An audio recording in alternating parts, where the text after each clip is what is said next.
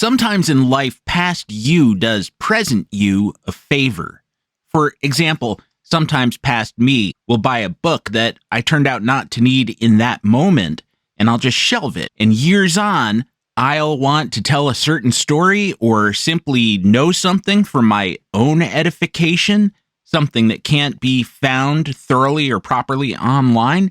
And lo and behold, there's that book waiting for its moment. That's past you doing future you a favor. Conversely, past you letting future you down would be past you not thinking to buy Apple when it was $10 a share, or perhaps more plausibly or obviously saying, one more cheeseburger and a large fries isn't going to harm me, so many times that it does in fact harm you.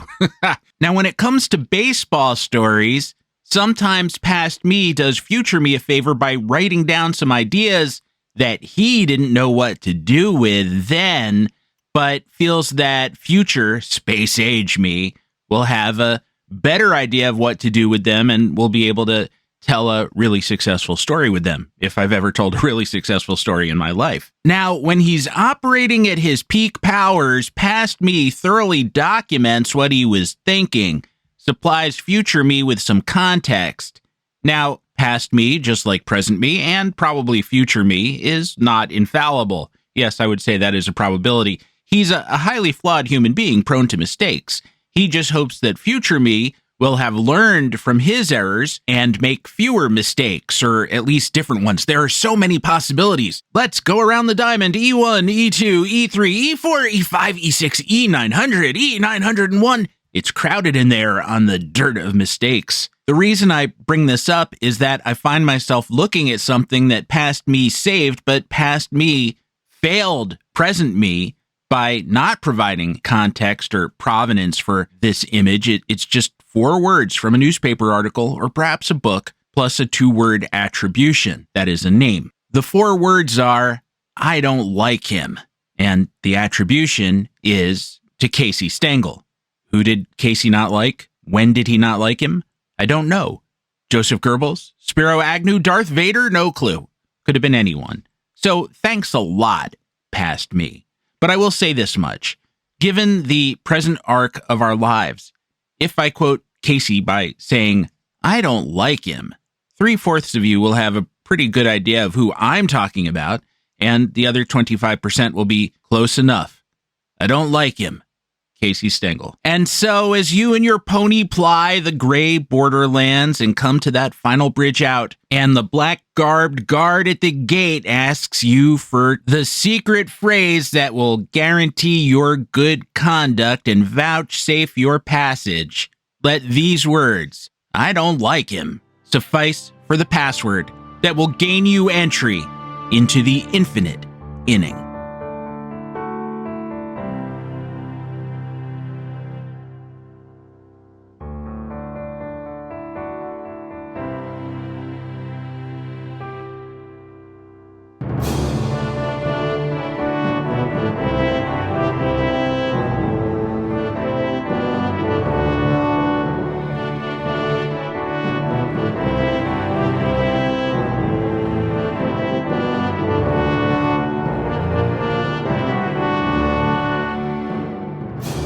Well, hello there, and welcome back to the show. I am Stephen Goldman, running about 12 hours late, and for that, I apologize. As I said last week, I have been dragging with this thing that is not flu and not COVID, but isn't just a cold either, and have just been enervated. I'm still in there punching. I wrote a lot this week, and yet I still couldn't get everything I was supposed to get done on a timely basis or at all. Did you hear that noise? That was the cat who keeps me company as I record this show, Raven, my senior cat, turning over in her box that is brilliantly, I must say, placed just beneath the microphone. There's limited real estate in here, I guess, and normally the positioning is such that she ends up on my right hand, and when she wants a little bit of attention, or I would find it gratifying to give her said attention, I can just reach out and do so. But when I'm recording, it is really redolent of a professional operation here that I have a living creature noisily dwelling just beneath the sacred apparatus that makes the whole program possible. And now, having invoked those terms, somewhere out there, some male undergoing a self-inflicted crisis of loneliness is weeping and asking, why do they always laugh at my sacred apparatus? I have forgotten the niceties, the proprieties. Welcome back to the show. That's what I always say. Episode number 361 in an ongoing series. We are now in year 9 of the program, barreling, careering. I believe that's an appropriate word. Some would say careening, but that's a different term. Careering will work towards the 9th anniversary of the program, I believe somewhere in July. As ever in this episode, as we have in all the prior episodes, we are on a mission to the past to better understand the present, the time machine being the national pastime, the game of baseball. So as I said, I was still in there punching. For those over on Patreon, I got you the full complement of Dead Players of the Day in Series 2. For those interested, intrigued by the menu, this week it was the Yankees pitcher Johnny Broaca, Cleveland third baseman Rube Lutzke, the Giant shortstop Jose Uribe, the Reds outfielder Wally Post, and the Yankees catcher Joe Glenn. And I have to tell you, Broaca, I thought about making him a segment of the show instead. I wrote so much stuff, and he was so fascinating that maybe I will in the future, just for the rest of us, the audience that is not subscribed to Patreon. But the truth is I made that one free because I just couldn't help but share it. I don't want to spoil it, or I might as well have done a segment, I suppose. But to set the scene, Broaca was a college pitcher who tended to have conflict with those around him, despite being a high-achieving individual. He made the Yankees between the end of Babe Ruth's time. He was there for the last year of Babe Ruth, and he was there for the first year of Joe DiMaggio, and yet he really didn't participate in the dynasty that ensued. Part of that was probably due to arm problems, but some of it was due to his own nature. And you can't even say that the Yankees got rid of him because he got rid of himself. As you know, for this series, I just randomly pull names from Baseball Reference, and I do my best to give you something rewarding each and every time. But some players, they lend themselves more to what we do here than others, and Broaca was one of them. I also enjoyed, again, I enjoyed doing all of them, but in particular, I enjoyed the Friday entry, Joe Glenn, because it allowed me to engage with some things that Bill James wrote many years ago about Bill Dickey, as Joe Glenn was Dickey's backup for about 3 years. Did I refute old Bill? Did I end up in agreement with him? To be honest, I'm not really sure, but I posed that question to you in the post itself. If you have the time to check it out, I hope you do. I thank all Patreon supporters. I thank all of you in general. And I do also want to welcome new patrons, Max and Steven. Great name, Steven. Great name too, Max. You don't run into a lot of Maxes, I feel like, and we should have more Maxes in this world. Maximum Max. And I also just wanted to say, hey, Garrett, and hey to Garrett's wife. I would address you by name too, but I don't know it, so I don't want to guess. I don't want to be like, hey, Bethany. I just want to say hello on general principles. I'm with you in spirit, and thank you so much for your note. This week at Baseball Prospectus, I had 2 stories. One was God Says Ha Ha Seong. I don't know about that title. It was mine, but it's about the now injured Braves shortstop, the team's emergency pivot to a fading Jorge Mateo, and the way that the best plans of mice and men often go astray. And yeah, I got a Shanty Hogan story in there, one that I've told on the show. And I also wrote Life During Wartime, about how a baseball site, or asking how a baseball site should cover the game in times of national emergency. Or, as I asked on Blue Sky, if someone shoots the Cubs first baseman, are we not allowed to talk about the gun? Because, you know, if we do, some people will say we're politicizing the story. As you know, that's a thing that actually happened to Eddie Waitkus. It also happened to Cubs shortstop Billy Georges earlier on. So it's not at all a hypothetical, even though it's been a while, and the question is, should a publication that is explicitly geared towards baseball and opinion, not baseball and reportage, that's not something that Baseball Prospectus has ever specialized in. Baseball opinion, baseball analysis, baseball perspective, yes. Sticking to the 5 W's, no. But some readers would, in the instance of those Cubs stories, have us stick with the baseball implications of a team losing its starting first baseman or starting shortstop to an assassination attempt, rather than also take into account the implications of that attempt for the game at large or American society at large. Obviously, that is what I do here on the show. But when I do it at BP, and I've been doing it for a very long time, some people get upset. And in this case, it wasn't even me who crossed those lines. It was my colleague, Matt Trueblood, who wrote a story I urge you all to read. He filed it earlier this week from Minneapolis, St. Paul. That's where he's from. And he observed the cognitive dissonance induced by the simultaneous occurrence of Twins Fest, a peacetime frivolity, and the murder of Alex Preddy on the streets of the city, a wartime atrocity. I want to say a few words about that myself in the context of a story from my own life, but I'll append that to the end of the show. First, we need to take a break, and then we'll have a story about a pitcher who was damned if he did and damned if he didn't, and pitched in the end what I think was low-key one of the more heroic games in baseball history. I'm not going to oversell that. I'm just going to give you the facts. And then, again, we'll take probably at that point one more break, and I'll come back and I'll tell you this one story from my own life. It's not even my story. I was just a casual observer a long time ago, and I was affected by it. I can't claim any more than that, and yet I've never forgotten it.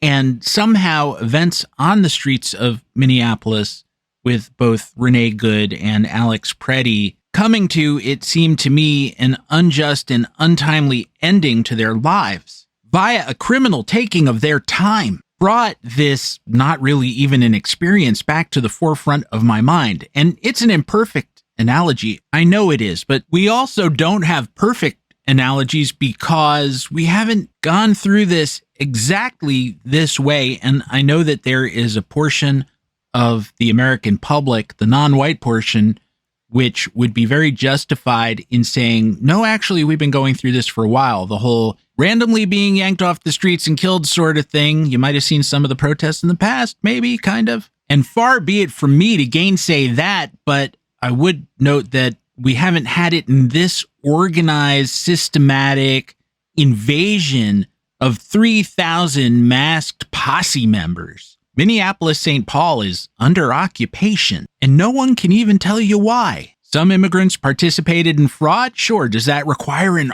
army to deal with? No, it requires a prosecutor and a few marshals. Doesn't require roving gangs yanking people out of their cars and shooting the occasional person or conducting warrantless searches and arrests. But I will stop there with that because I'm already doing something I didn't want to do, which is, well, litigating the situation. You've heard enough of that. I just want to tell you what I've been thinking about in a way that's not really even centered on what's been happening. Like I said, it just felt like it was relevant to me, and I hope you'll feel that way as well once I tell you the story. At least you know what to expect from the infinite inning, from this program, right? And also the infinite inning, the concept, now that I think about it. When people were arguing with me and with Craig Goldstein in the comments to Life During Wartime, that story that I wrote, a few of them said, but I come here for escapism. And I do get that. I understand it. I'm not sure that we ever promised to be exclusively that, though. And I looked at our front page and we had a prospect report for, I think it was the Cincinnati Reds as of Friday, our top 10, top 20 really prospects for them. 5 different articles about which fantasy second baseman to draft and not draft. 5, as well as a half dozen other stories from Will Warren's pitching arsenal to Patrick Dubuque's philosophical take on winning and losing in baseball. And then we had my story, which was a reflection on Matt Trueblood's story, as I said. And Matt's warning was, escapism is an illusion. He might need to change his name to Cassandra Trueblood because he was not heard in that sense. But you listening to this show, for better or worse, you understand the interconnectedness of everything because that's the whole point of the program and has been since day one. To be in the infinite inning is to find yourself struggling against the irresistible tide of things. Sometimes that's a grim and dour struggle, but sometimes it's a joyful one. At the best of times it is. And I'm so glad that you and I are in it together. I couldn't have chosen better comrades. And so, my fellow time travelers, let us linger no more in this place, but journey to 1944, wartime Detroit, wartime St. Louis, and a pennant race decided on the last day of the season, but it meant even more than that to one of the pitchers working that day, a pitcher named Emil. Join me on the other side, won't you? And buckle up. There's reason to expect turbulence escaping the now.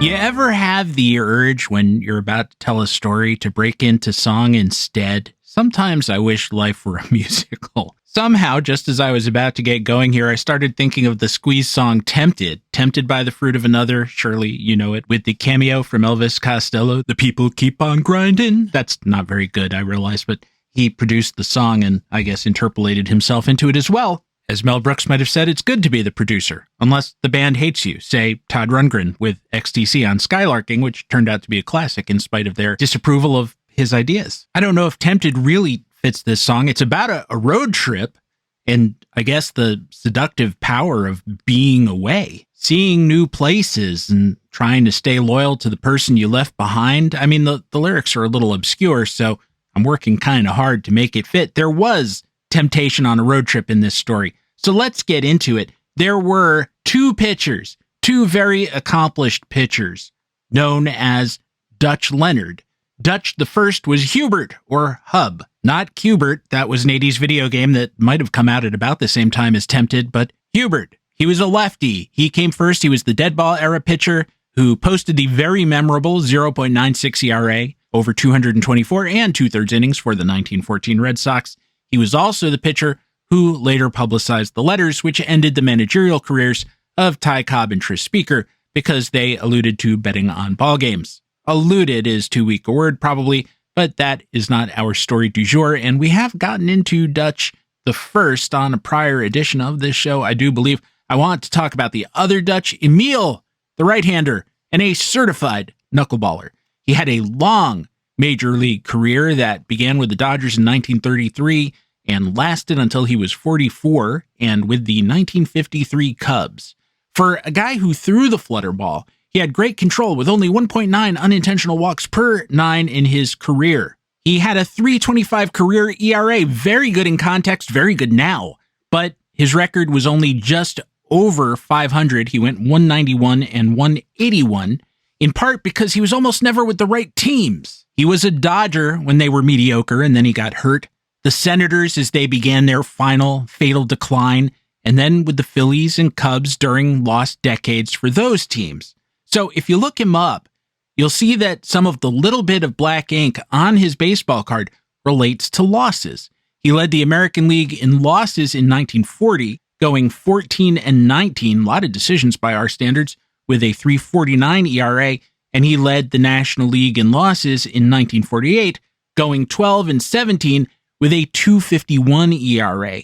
I'll unpack that a little, but you probably don't even need me to. In 1940, the league ERA in the AL was 4.38, so he was almost a full run below league average. I mean, better than league average.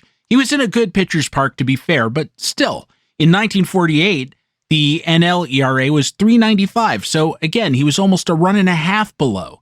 In both cases, the teams just couldn't support him offensively. I'm not saying there's a reality in which Emil was, say, with the Yankees for his whole career, was backed by Joe DiMaggio and the guys, and won 250 games, but all else being equal, he might have. In 1944, Emil was pitching for a Senators team that would go 64 and 90 on the season. This was very much a wartime team with 4 knuckleballers in the starting rotation. The fifth guy, young Early Wynn, also had a knuckler, but he threw hard. He only used it as an occasional change of pace. And they had an underwhelming lineup, all the stars being in the service. I'll talk about the good hitters that they did have in a couple of minutes. Emil had a 3.06 ERA in 229.1 innings that year, which wasn't anything dominant. Again, given the park, given that they were using a dead ball that year or a deadish ball, he was just good or just a little better than okay. But he was reliable, and that's something too. That year, the American League pennant race went down to the last weekend of the season. The Tigers led the race by 1 game over the unlikely St. Louis Browns and 3 games over the Yankees. Everyone else had been eliminated. The Tigers were 86-64. The Browns were 85-65. The schedule had the Browns hosting the Yankees for the final 4 games, while the Tigers would host the Senators for 4. The Browns and the Senators had no mutual admiration society going that year, playing a number of chippy games, including a September series in St. Louis, in which both sides threatened altercations while brandishing bats. One of those fights isn't in the official record because it happened on the pregame field. Browns reserve catcher Tom Turner tried to start something with Senators catcher Mike Guerra. As you know, Cuba was one of the Senators' big sources of talent. You might say it was their only source of talent. Guerra was Cuban and a small guy. Washington Post writer Shirley Povich thought Turner had some prejudice against Cubans, but it might just have been that the teams already had bad blood between them. As Guerra and Turner squared off, Senators outfielder Roberto Ortiz, also from Cuba, and a much bigger man, came over holding a bat and said, "Don't fight him, fight me," or words to that effect. Turner, not backing down, said, "Well, ditch the bat and I will," or again, words to that effect. So they got into it. And this was one of those rare times that no one broke up a baseball fight before it really got going.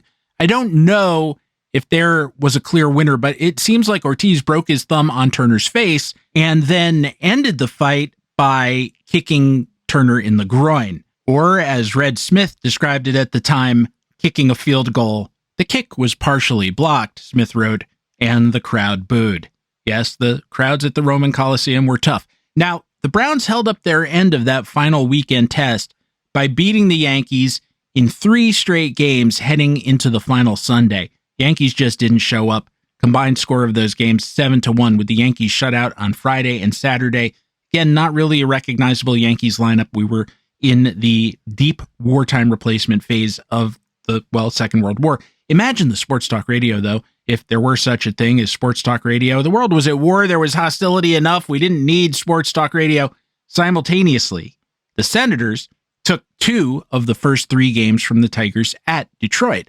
Thus, when play ended on Saturday, September the 30th, the Yankees had been eliminated and the Browns and Tigers were tied at 88-65. And so, as Sunday morning dawned, there were 3 potential scenarios. 2 of the 3 are or were obvious enough. You probably don't need me to say what they were. I'll go ahead and do it anyway. Were the Tigers to beat the Senators in game 154, while the Yankees beat the Browns, the Tigers would win the pennant.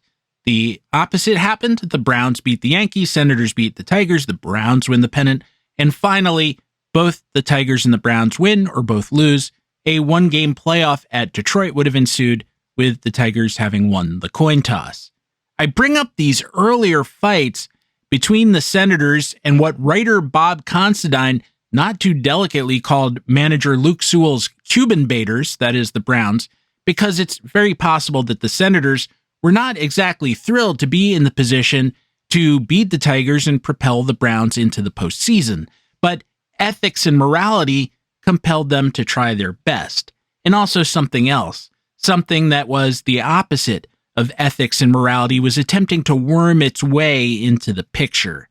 The last day matchup at Detroit was Emil Leonard, Dutch, for the Senators against Dizzy Trout for the Tigers, Steve's dad. Dizzy was tremendous that year. Had there been a Cy Young Award, he might have won. Then again, wait, let me take that back, because the MVP went to his teammate, Hal Newhouser. He went 29-9 with a 2.22 ERA and also led the American League in strikeouts. Dizzy's record wasn't as good at 27-14, but hey, close enough. He also led the league in ERA at 2.12 and started 40 games, relieved in 9 more, and pitched a league-leading 352 and a third innings I mean, on a volume basis, he was certainly more valuable than Howell and maybe more effective too. I guess it's a coin toss. On a WAR basis, Baseball Reference calls it a league-leading 10.9 for Dizzy, 8.4 for Hal Newhouser, but there isn't a wrong answer there, really. Emil, we have already discussed, he was, again, backhanded compliment, reliable that year. On Sunday morning, as he was getting ready to go to the ballpark, Leonard got a phone call. It was, for want of a more specific identifier, a gambler, or someone soliciting for gamblers. Yes, this was 25 years after the Black Sox scandal, but, as we've seen in our time, corruption via gambling is never far away. I refer you, of course, to the ongoing case of Emmanuel Clase and numerous stories in basketball nowadays. I do not know the precise dialogue between Dutch Leonard II and the caller, but the caller said, in effect, hey guy, how would you like to make several grand? All you have to do is get yourself knocked out of the box early today. Now, Dutch hung up on whoever that was. Given the date, it might have been Hermann Goering looking to escape. I need to make a way out of this mess. Better call a guy who sounds German.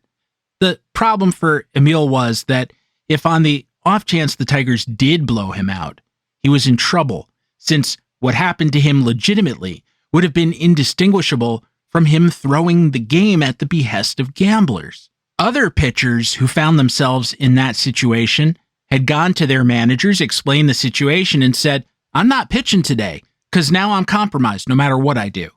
Leonard investigated that route.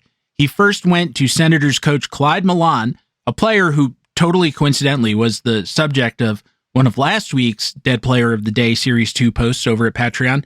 The manager was Ossie Bluegee. I'm not sure why Leonard didn't talk to him first, but we can assume Milan checked with him. And what Milan came back and said was, we have complete confidence in you. That probably was not what Leonard wanted to hear. That's why you're going to pitch this game and why you're going to win. There's nothing to worry about. Easy for you to say, buddy, but Emil went out there and he took on the Tigers. You can't really ask out in that situation. There's a story that relates to the 1948 American League pennant race, which came down to a last day of the season playoff between the Red Sox and Cleveland. And the Red Sox, in the person of manager Joe McCarthy, started pitcher Denny Galehouse, who was not one of their 5 best pitchers by any measure. He was a washed-up 37-year-old. And that was mystifying. But later, what came out or was rumored was that, no, Joe McCarthy was not crazy, and no, Joe McCarthy was not drunk. But everyone else who might have pitched the game kind of opted out. And that was a controversy in the Red Sox clubhouse for a while. I don't really know if it's true or not. It might just be a legend that people have piled on to sort of the Red Sox myth of the curse of the Bambino, i.e. self-inflicted failures. I should say the former part, the Bambino part, is a myth. The curse was the Red Sox themselves. So self-inflicted failures, yes, true. The pseudo-supernatural explanation, not so much. In the sense that Leonard might have been implicated in a scheme if he had pitched poorly, he was performing for his life. And I won't drag this out. He saved himself. The Tigers had a war-depleted lineup like every other team, but they had some tough outs, including Rudy York, the controversial Dick Wakefield, and, though it pains me to say it, the arch-racist Mike Pinky Higgins, who was really part of the curse of Tom Yaki, which is what we actually mean by the curse of the Bambino. The Senators had basically 1, maybe 2 above-average hitters, if you count 38-year-old first baseman Joe Cool, who, between age and park effects, was down to being a singles hitter. That one star, though, was center fielder Stan Spence, a very good player for a few years around the war. From 1942 through 1947, but excluding 1945 when he was in the service, he hit .296 with a .377 on-base percentage and a .453 slugging percentage, which in context are fairly big seasons. Seasons that just might win MVP awards in some years. Given the shortcomings of the lineups that he played in, he didn't have many chances to drive in or score a lot of runs. But in 1944, he hit 31 doubles, 8 triples, 18 home runs, and drove in 100. Baseball Reference calls that a 6-win season. But what I'm trying to say is that overall, the advantages were on the Tigers' side. But never sell a Dutch Leonard short. Hell, never sell a Dutch pancake short. They're delicious. Leonard and Trout exchanged zeros for 3 innings, but in the top of the 4th, Cool singled, and Spence, who would go 3 for 4 on the afternoon, swung at a Trout pitch that was high and outside and pulled it into the right field stands for a home run. You're not supposed to be able to do that if you're left-handed. Down and in, sure, but up and away, not even in 1944. Can I digress for just 1 second? This epiphany hit me last night. This has to do with pulling pitches. Ted Williams once said, probably said it more than once, that he couldn't relate to Ty Cobb's theory of hitting because Cobb was, quote, a push hitter. And I couldn't figure out what he meant. I've seen footage of Ty Cobb swinging, and more recently, people have been posting footage, old-time footage, that is speed corrected. So it looks like it's modern footage, and you can get a sense of how he swung the bat compared to modern day players, and it looks like a guy swinging the bat, although you do see Cobb's unusual, I think even then, split-handed grip, where he was ready to bunt or swing away, and what he did was he started with his hands far apart, and then as the pitch came in, collapsed his top hand so that he was swinging the bat in a normal way. And it just hit me, lying in the dark last night, unable to sleep. It must have been about 4:30 a.m. I was staring at the ceiling, and I thought, Ted Williams was an uncompromising pull hitter, hence the Boudreaux shift. So by push, could he have not really meant anything technical about Cobb's style except that he went the other way? Push being the antonym of pull? I think that must be the answer, right? Let me know if you disagree, but I feel enlightened now, or at least less dumb than I used to, which may be presumptuous. I had left you on Spence's homer, which was homer number 18, RBIs 99 and 100. Second baseman Fred Vaughn continued the inning, beat out a ball to second base for a hit. Then Jake Powell, another bad guy on and off the field, we've talked about him, chased him to third base with another single. And finally, Senators catcher Rick Farrell, future Hall of Famer, scored him with a sacrifice fly. Senators 3, Tigers nothing. The score stayed that way to the top of the 8th. Senators third baseman Gil Torres, yet another player from Cuba, singled. Spence moved him to third with a single, and this time it was Vaughn who hit the sac fly. 4-0 Senators, and that was it until the bottom of the 9th when, perhaps Leonard tiring a little, finally allowed the Tigers onto the scoreboard via the exact same sequence I've described twice now, back-to-back singles followed by a sac fly by Doc Kramer. But that was it. His final line, Dutch's final line, Emil's final line, 9 innings, 4 hits, 1 run, no walks, and 2 strikeouts. Simultaneously, the Browns dispatched the Yankees in their game, the Tigers were eliminated, and the World Series would be an all St. Louis affair, given that the Cardinals had won the National League pennant. In his game story for the late Washington Post, Shirley Povich wrote, "Not only was Leonard throwing his knuckleball with such superb control that he walked nobody, but actually he was throwing a fastball. To press box observers, Leonard was faster today than in any other game this year." Think about that and pay careful attention to what Emil Leonard said after the game. "Baseball is my bread and butter. All the world was looking at this ball game today. I was out there to give my best, and that's what I did. Anything less than that would have been a smear on the name of baseball." Everyone listening thought he was speaking generally. It was only later that they learned he was speaking specifically. The game story in the Detroit Evening Times concluded, "His pitching and his sentiments stand as a monument to the honesty of the national pastime." They didn't know the half of it. As promised earlier, we will take a quick break now, the second and last of the episode. And on the other side, I have a personal story to tell you. It's about the way we live now and sometimes the way we don't live or aren't allowed to.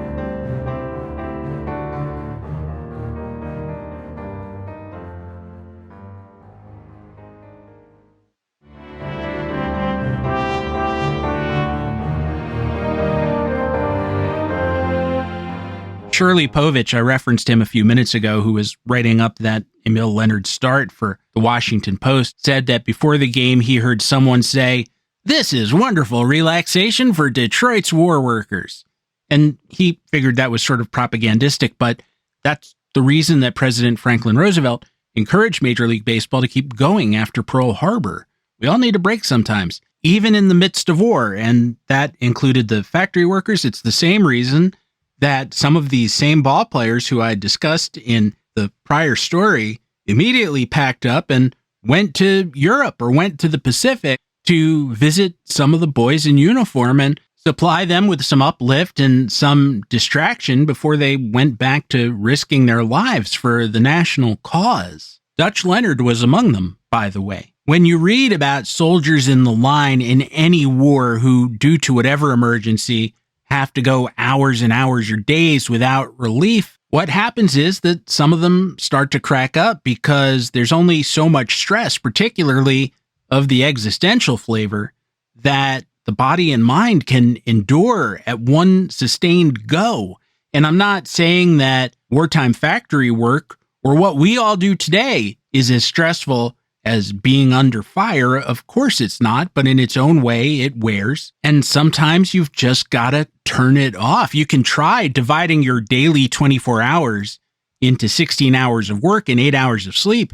And maybe you can do that for a while, particularly when you're young. But there's a reason for the cliche that all work and no play makes Johnny a dull boy. You need to feed the mind something different. It doesn't necessarily even need to be relaxing in the sense of not challenging, but a different kind of challenge, one that doesn't set your nerves on edge. The problem is that in our present era, well, we can quit working for the day or take a weekend, but we stay stressed because of the world outside our windows, which of late has coalesced like a tornado of terror touching down in Minneapolis, St. Paul, but not exclusively there. And the implications for all of us and our freedoms and our relationship vis-a-vis the federal government are very, very frightening. And just listening to what I just said and reflecting back on what I was saying about my work at Baseball Prospectus earlier in the show and the piece I wrote, Life During Wartime, to be clear, and I hope I was clear earlier in the show when I said this, I'm not disagreeing about the need for escapism sometimes. I think the question is how often, how much, where you're expecting to get it, and also the people on the other side of that relationship, because your escapism provider may not be in an escapist mode themselves. They may feel they have an obligation to confront what's happening around them and to reflect on it. And I've seen that in a number of other platforms that are not normally what you might call political, but when they see their fellow Americans being gunned down in the street, well, they feel obligated to use whatever soapbox that they have to say a few words about it. There's a thin, fine line between necessary escapism as a kind of medication, a medication used appropriately, and a soporific that each of us in their own way might abuse to the extent that, we'll just doze off here until they come for us and put the cuffs on our sleeping body. And I think that line and the need, it varies for everybody, and it's hard for us, again, on the creative side, to guess where that is and how that mood might strike you, and therefore how you might receive our work. But for those of us who have this sense of emergency and find it very difficult to shake, it's very much like being on the Titanic and someone comes to you and says, sir or madam, the ship is sinking. And that person says, all right, come back in 5 minutes. For now, I'm comfortable in my chair. I'll deal with it when we're a little closer to the ultimate crisis, okay? And can you get me another Long Island iced tea? These are delicious. And it's tough to read that from the outside because one person's version of self-care is another person's, what the hell is wrong with you? Well, I figure there are 1,000 people on this ship and 1,000 seats in the life raft, so just let me know when the 999th person has gotten in. I'll get on board too, and then we can all just sail away. I figure there's nothing to worry about. Pretty damn presumptuous. Lightning has never struck here, and it never will. That's an assumption based on just the way things have been going, but I think for a lot of systems in life, things work until they don't. And the fact that they ever worked or worked for a long time was actually sort of a sustained outbreak of luck. And so I face the unraveling that I see around me with great trepidation because I think it represents a kind of entropy, a kind of pre-planned, premeditated entropy. That's probably a contradiction in terms, but that will be almost impossible to put back in the bottle if we ever get the chance. And I'm reminded of the late Warren Zevon song, I was in the house when the house burned down. Gee, thanks. I'm glad that is the timing of our lifetimes, that we get to be here for this wonderful epoch. And what you're hearing me say right now with perhaps less coherence than I had intended is my own ambivalence about storytelling and what is the right psychological approach to take to this situation for those of us who are not at ground zero, but are nevertheless, by dint of being American citizens, participants in it in one way or the other, and on one side or the other. If I can just talk about myself for a moment, as I told you earlier in the show, as I told you last week, I've been dragging because first I got sick, and then even though we were very careful about staying as far apart as we could within the same home, my wife got sick, and finally, unrelated, my mom had to be hospitalized. And it's just been a string of calamities, but I'm not complaining too much because at this stage of life, calamities are to be expected, and one has to accept that any calamity one can walk away from is a kind of very lucky escape. It's the better kind of personal disaster. And, well, it doesn't seem like this very annoying thing that is not flu and not COVID, but is worse than a cold. It lingers, but I hope, knock wood, it's not going to off us. And Mom is also getting on the good side of what she went through. So broadly speaking, we're okay, but I'm not enjoying this phase of life, the one where you get to worry for your loved ones as much or more than you get to enjoy them. And simultaneously, I know how lucky I am to get to worry. You can't take anything for granted. And right now that's true both in our personal lives and in our lives that intersect with the public sphere. After 8.5 years of the infinite inning, I often lose track of which personal anecdotes I've told you and which I haven't. So I hope I'm not repeating myself here. But when Alex Preddy's murder happened, this is what came to mind for some reason. And again, I might be repeating myself even to myself.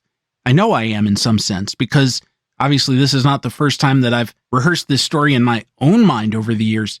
I guess we all do that. But this is the sort of story I tell myself when I want to remember how fortunate I've been and how random life can be. So decades ago, I went to junior high and high school with a young woman. I'm going to leave out her name because I just want to tell the story, but I don't want to exploit it, if that makes sense. I didn't know her well at all. That's one of the reasons why. She was just in a couple of classes of mine.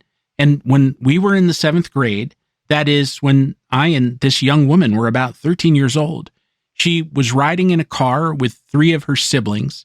And I never really knew the details, but the car she was in was T-boned by a 17-year-old local driver who had apparently blown through a red light. That's often what happens when cars are struck broadside. The local paper posted a picture of the car she had been riding in, and it's frightening. The car is bent into a U shape. That's how hard it was hit, just dead in the passenger side doors. And this young woman, unfortunately, lost her older brother, who was only 16, also a passenger. He was killed. And she and her remaining siblings were hospitalized in critical condition. And although I did not know her well, although we were in no way friends, it was just shocking. And I felt it very deeply that a whole family could potentially be wiped out in one go. And it wasn't clear when I first heard about this that wouldn't be the case. Just what I heard was 1 member gone and 3 in deep trouble, including my classmate. Now, fortunately, she and her other 2 siblings did recover eventually. She returned to school after weeks or months of recovery. I'm not really sure which. I remember she looked very much as if she had been through a physical ordeal with visible signs of having been through surgeries and not being fully healed. And we really had our only conversation, if you could even call it a conversation at that point, because I remember expressing my sorrow to her.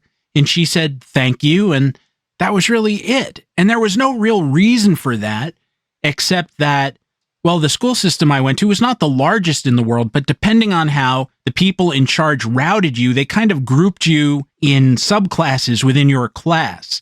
So I guess there was kind of population, I don't even know, but something like out of, say, 1,000 kids. I don't think it was even 1,000, but let's say 600, 150 was class A and 150 was class B, and so on.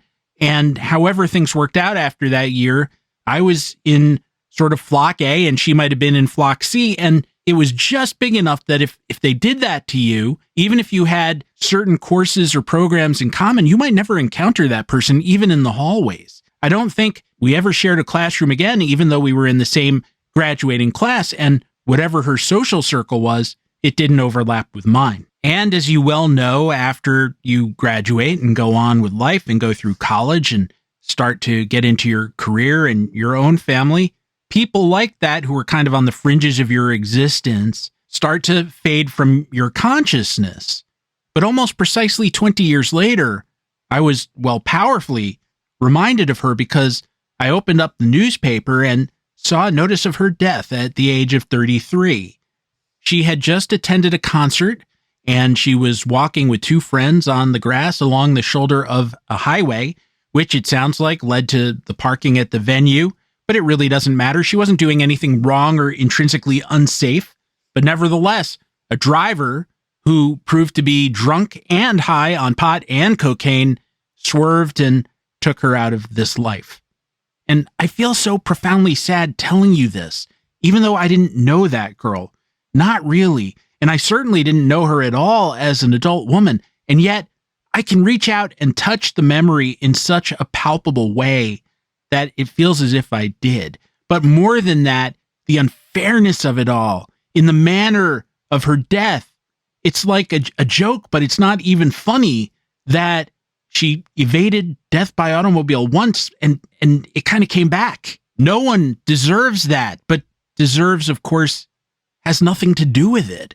It's just the randomness of things. And in weird ways, I mean, that should mean that lightning doesn't strike twice in the same place, but things are so crazy that, yeah, it does, for the same reason that it often doesn't.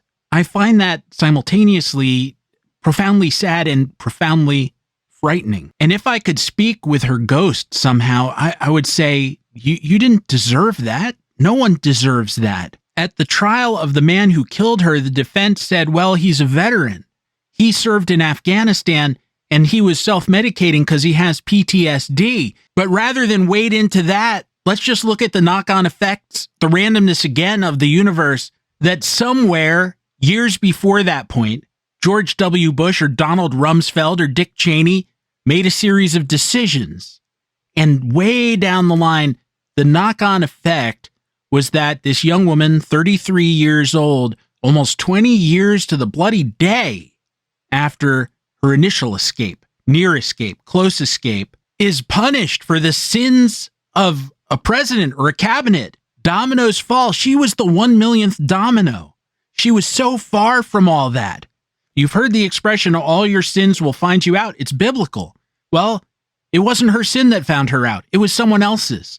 But when people in high places are frivolous, are irresponsible, lightly play games with our lives, that can happen, as it's happening now. As happened in Minnesota with Renee Good and Alex Preddy, people who felt a responsibility to participate and defend others, and some other person very cavalierly said, and blew them away. And that's why I thought of this poor classmate, very nearly a stranger to me, when these things began happening, when my mom got sick, when we got sick, because I have been so fortunate not to have known loss earlier in my life. I had my father with me so much longer than many do, and given his lifelong health problems, far longer than I might have expected at other times. I still have my mom, although I'm worried about her at the moment, and any damn thing can happen. You can trip when there's nothing to trip on, and then there goes your neck. And given that possibility, it is so cruel to also introduce self-appointed cowboys with guns into the situation. It's dangerous enough already, which brings me to this concluding question. What is the purpose of government at its base? What is it meant to do? I think it's to make life better by keeping us safe. How does it keep us safe? By building palaces for Pharaoh? No. By defending the borders and the shorelines. By creating and enforcing laws for the benefit of all and to the advantage of none. By managing the economy in such a way that it benefits the largest number of people in the fairest possible way. Now, all the definitions I gave you are not new by the standards of your lifetime or mine, but they are by the standards of humanity. Before that, it was really about Pharaoh. It was about the exploitation of the masses by some imposed ruling class. Genghis Khan rode up, or Columbus sailed in and said, "Hello there, we're in charge now. Commence wealth extraction, rape and pillage, synchronize your watches, and go." It's a lot like the exchange in Monty Python and the Holy Grail. Who's that then? I don't know. Must be the king. How can you tell? He hasn't got shit all over him. Since the old Enlightenment, we've thought differently about things like that. I don't want to unpack everything our current overlords have done regarding what the papers call an immigration crackdown, even though that's not what this is, because we don't have time in this space. And if you're at all engaged with the way we live now, you've heard it all already. What I want to say is that the goal of the policy, if it were really what they meant, if it was truly to make us safer, better, healthier as a society, and then that policy, when it was executed, led to murder and mayhem instead, a true government, a sincere government, a government whose motives really were honestly about making things better, would withdraw this approach, these people, and in the same way we would withdraw a medication that kills people, take it back to the drawing board and figure out how to do it correctly. I say this to you here in this space, even though it is not a baseball story now, yet. If it continues to spread, this toxic approach, it will become a baseball story in that it will infect every area of our lives and overwhelm every aspect of our existences. But let's drop that for a minute. I just want to go back to the idea of killing to make us safer, killing us to make us safer. How does that make sense? And in a world in which any of us might meet the fender of a car, as my childhood acquaintance did twice, what do we need with a government that is hastening any of us, a single innocent one of us, to an early death? How is it just to subtract our time in a world which is already unjust and is going to do that anyway? One reason is that when they look at the world and see those who are different from them or who oppose them, they don't see an us. They see a them. I guess that's all I've got for this week. Thank you for hearing me out. You know, I try to tell these stories quickly, produce these episodes with alacrity, but I've been here all day. I so sincerely want to do better for you. I hope I can do better for you at social media, should you choose to follow me there, at stephengoldman.bsky.social. You can also write us, by which I mean me, at infiniteinning@gmail.com.